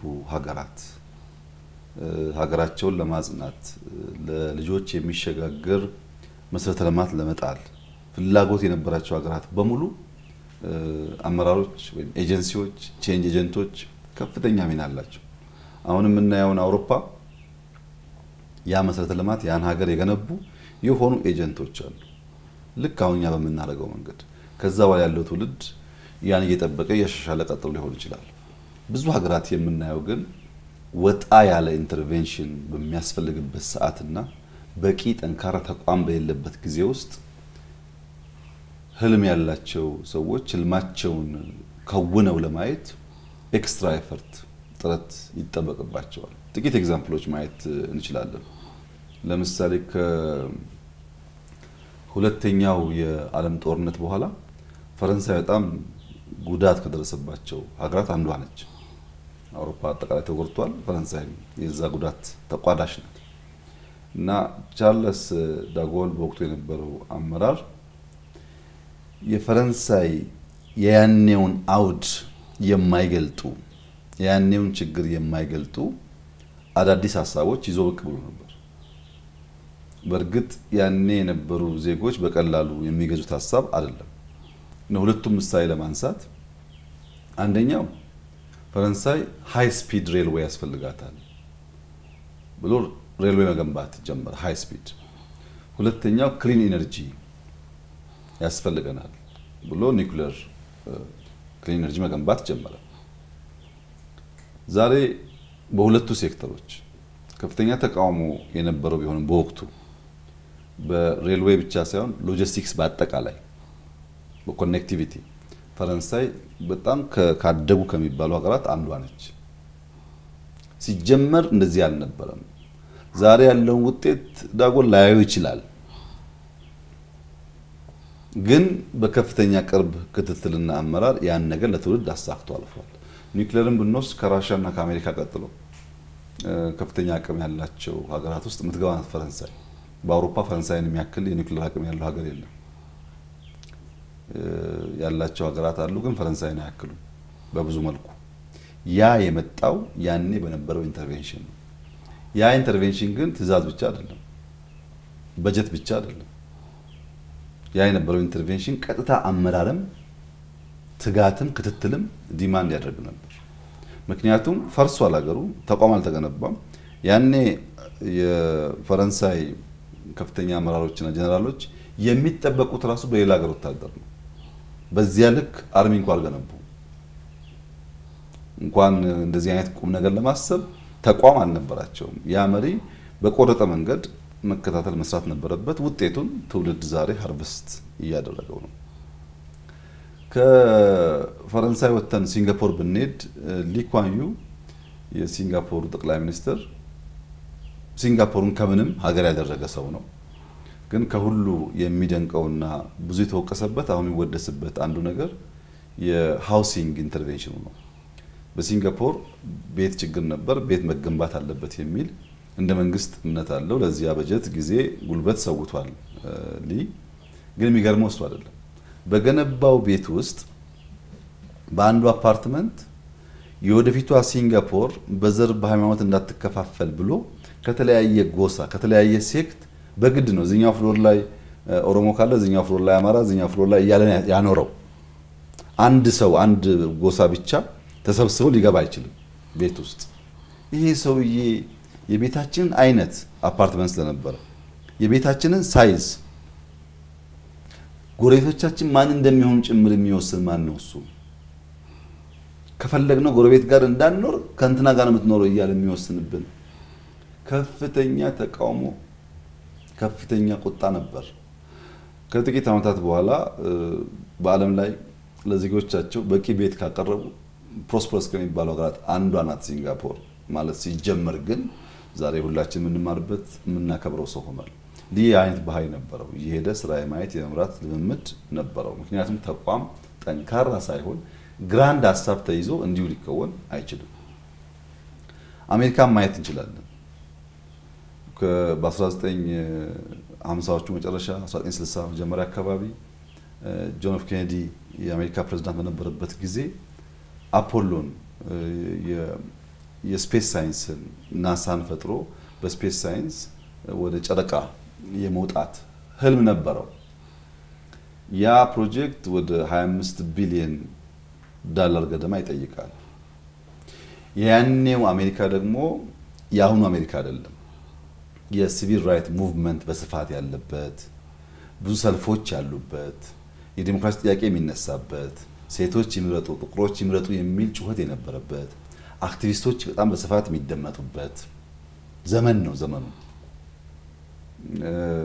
በዚያ ምክንያት የሱ የ25 ቢሊዮን ዶላር የአፖሎ ፕሮጀክት ኢንቨስትመንት እንደ ቅዱስ ሐሳብ የሚቀበሉት አልነበረም። ጊዜው አይመጥ ነው ለዛ ጉዳይ። ግን ጆን ኤፍ ኬኔዲ ናሳ ከዋይት ሃውስ ናሳ እየነዳ ስራውን በቅርበት ይከታተል ነበር። ከዚህ ጋር ተያይዞ የሚነገር በጣም ብዙ ታሪኮች አሉ። ለምሳሌ አንድ ጊዜ ለጉብኝት ሄዶ ስራውን እያየ አንዷን ጽዳት ሰራተኛ አግኝቷት ሰላም ካላት በኋላ ምን እያደረግሽ ነው ሲላት አሜሪካ ወደ ናሳ የምታደርገውን ጉዞ እየደገፍኩ ነው አለች የሚባል በጣም ፕሮሚነንት የሆነ ንግግር አለ። እያጸዳች ነው ግን የዛ የትልቁ ህልም አካል ነኝ አለች የሚለው ማለት ነው። ይህ ሰው ማሰብ ብቻ በጌታ ሎኬት ማድረግ ብቻ ሳይሆን ፎሎ ያደርግ ነበር ማለት ነው። ወደ ህንድ መተን ጠቅላይ ሚኒስትር ነሄሩን ብንወስድ ህንድ እንደኛ ዳይቨርስ የሆነ ሶሳይቲ ያላት ናት። ብዙ ደህንነት ያለበት ሀገር ነው። ምግብ ኢሹ የሆነበት ሀገር ነው።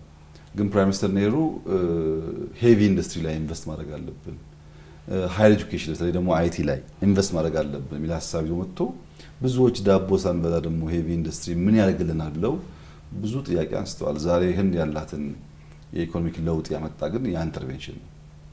አንዳንዱ ኢንተርቬንሽን የጊዜው ስለማይሆን ተቋማት በቀላሉ ወስደው አይተገብሩትም። እነሱ እስኪለማመዱ ጊዜ ድረስ መሪዎች ወይም በየደረጃ ያሉ ሰዎች በቅርብ ክትትል ስራውን መፈጸም አለባቸው። ከተፈጸመ በኋላ የሚያይ ሰው ተምሮ መሰል ስራ ሊሰራ ስለሚችል ለምሳሌ በእኛ ሁኔታ ዩኒቲ ፓርክ ሲሰራ እኔ እንደ ፕሮጀክት ማናጀር ነበርኩ። ዶክተር ፍስሐ፣ ዶክተር አብርሃም፣ ኢንጂነር ሀብታሙ ደግሞ ከኔ ስር የሚሰሩ ሰዎች ነበሩ። ከኔ ጋር ሆነው ይከታተላሉ፣ ይገመገማሉ፣ ስራ እንዴት እንደሚመራ አብረን እናያለን። ልክ እንጦጦን ከጨረሰን በኋላ ግን እያንዳንዱ የራሱ ፕሮጀክት እየያዘን የወጣው። ለምን ዶክተር ፍስሐ ጅማን ይመራል፣ ዶክተር አብርሃም ሶማሌ ያለውን ፕሮጀክት ይመራል፣ ኢንጂነር ሀብታሙ አርባ ምንጭን ይመራል። እነዚህ ሰዎች ደግሞ በስራቸው በጣም በርካታ ሰዎች እየፈጠሩ ነው። ትሪክል ዳውን ያደርጋል ማለት ነው። ካስኬድ እያደረገ እየሰፋ ይሄዳል። አሁን እኔ ዩኒቲን በመከታተልበት መልክ የአርባ ምንጩን ፕሮጀክት ወይ ጅማን ፕሮጀክት አላይም። ባለቤት አለው፣ ሪፖርት ይቀርብልኛል፣ ቪዲዮ ይቀርብልኛል፣ ሲያስፈልግም ሄጄ አየዋለሁ። እንደዚህኛው ግን በየቀኑ ክትትል አይጠበቅብኝም። እዚህ ያስፈልግ ነበር ቲም ውስጥ ይሰራ ሐሳቡን የሚጋሩ አብልጠው የሚሰሩ ፓሽኑ ያላቸው ልምድ ያካበቱ ኖት ኦንሊ ኖሌጅ ስኪሉም ያላቸው ተለማምዶ ስኪል ዴቨሎፕ ያደረጉ አመራሮች ሲፈጠሩ ደግሞ እኔ በሌሎች ስራዎች ትኩረት እያደረኩ ሄዳለሁ። ለምሳሌ አዲስ አበባ ላይ የመጀመሪያው ኮሪደር የመጀመሪያው ዙር ሲሰራ እያንዳንዱን ኮሪደር የሚያስተባብሩ ሰዎች ኦልሞስት በየቀኑ የሳምንቱ አገኛቸዋለሁ። በየቀኑ ስራው ነው ያለው፣ ኮሜንት አደርጋለሁ፣ ቀንሱ ጨምሩ ላለው በመጀመሪያው ዙር። በሁለተኛው ዙር ቢያንስ በ50% ቀንሷል ያ ነገር። አሁንም ከታተላለሁ አያለው፣ ግን የክትትሉ ዴፕስ ከአንደኛው ዙር አንፃር ቀንሷል። ምክንያቱም በአንደኛው ዙር የአዲስ አበባ ከተማ አመራሮች እንደዛ አይነት ስራ ሰርተው አያውቁም። ቢሮ ተቀምጠው የመገምገም የተለመደውን የስራ ባህሪ እንጂ ፊልድ ላይ ወክ እያደረጉ መስራት ብዙ አልተለመደም። በአንደኛው ዙር አብረን ሰራን። በሁለተኛው ዙር አብዛኛውን ራሳቸው ይሰራሉ። እኔ ደግሞ ማየት ባለብኝ ልክ አያለሁ። ይህ አሰራርና አካሄድ አንድ ነገር አልቆ ለማየት ጨርሰን ለማየት በእጅጉ የሚጠቅም ነገር ነው። እኛ በአይናችን ያላየነውን ድጋፍ ያልሰጠነው ነገር በጀት ብቻ አሎኬት አድርገን ውጤት እናገኝ አንችልም። ለምሳሌ ህዳሴ መውሰድ ይቻላል። ህዳሴ እስከ አንደኛው ሁለተኛው ሙሌት ድረስ ኤቭሪ ሲንግል ሞርኒንግ ጠዋት 1 ሰዓት ሩብ ጉዳይ 1 ሰዓት ከሩብ ባለው ጊዜ ውስጥ በየቀኑ ለፕሮጀክት ማኔጀሩ ደውለታለሁ። በየቀኑ ከሴኩሪቲ ቀጥሎ መከታተለው ውጊያ እያደረን ደውለታለሁ ከውጊያ ቦታ ላይ ምክንያቱም ይፈልግ ነበር። አሁን ደግሞ መጠኑ እየቀነሰ ሄደ ማለት ነው። ለምን ነገርየው መስመር እየያዘ ሲሄድ የኔ ኢንቮልቭመንት እየቀነሰ ሲሄድ ሌሎች እየተረከቡት ይሄዳሉ። እኔም ደግሞ ወደ አዲሱ ነገር ፊቴን ዞር አደርጋለሁ። በዚህ መንገድ ካልሄን በቀር ጀምረን መጨረስ አስበን መከናወን ከባድ ነገር ነው። ድካምን ፈርተን ድካምን ሸሽተን ውጤት መመኘት ተገቢ አይደለም።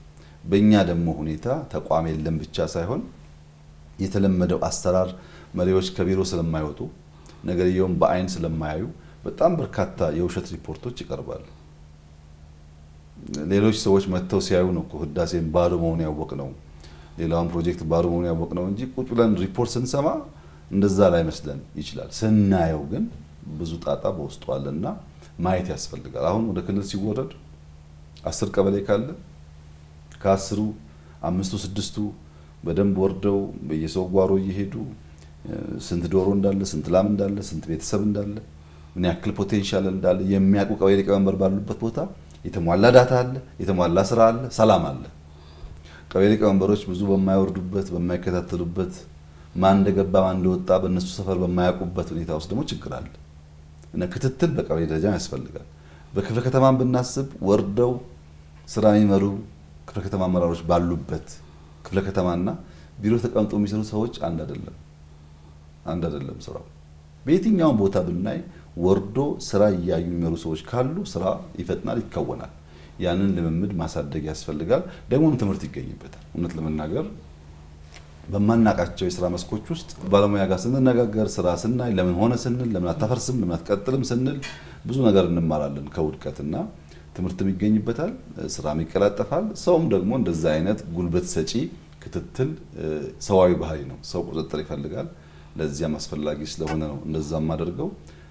አድካሚ ነው ግን በጣም ደስተኛ ነኝ። ጀምሬ ያልጨረስኩት ነገር የለም። ጀምሬ አስቤ ያልሰራሁት ፕሮጀክት የለም። ብዙ ጉዳይ የማይመስሉ ጉዳዮች እናስባለን። የማይመስሉ በእኛ አቅም የማይታሰቡ ግን ያልቃሉ። ስለሚመሩ ክትትል ስላለ ያልቃሉ። አሁንም እንደዛ ነው። ምንም ስጋት የለኝም። ኢትዮጵያን ለማበልጸግ መሰረት እንጥላለን ብለን ቃል የገባነውን ነገር ምንም ጥርጥር የለውም መሰረት እንጥላለን። እናደርገዋለን። ሐሳቡ አለ፣ ክላሪቲ ኦፍ ቶት አለ፣ ዲቮሽኑ አለ። ሐሳብ ብቻ ሳይሆን ያለ ከወን የሚያስችል ኢነርጂ አለ። በዚያ ምክንያት ህዝባችን ይዘን አሁን በጣም ሰፊ ጉልበት አግኝተናል። ብዙ መስራት የሚችሉ ሰዎች እየመጡ ስለሆነ ምንም ጥርጥር የለውም የኢትዮጵያን ብልጽግና መሰረት እስክንጥል ድረስ ትጋቱም ውጤቱም ይቀጥላል።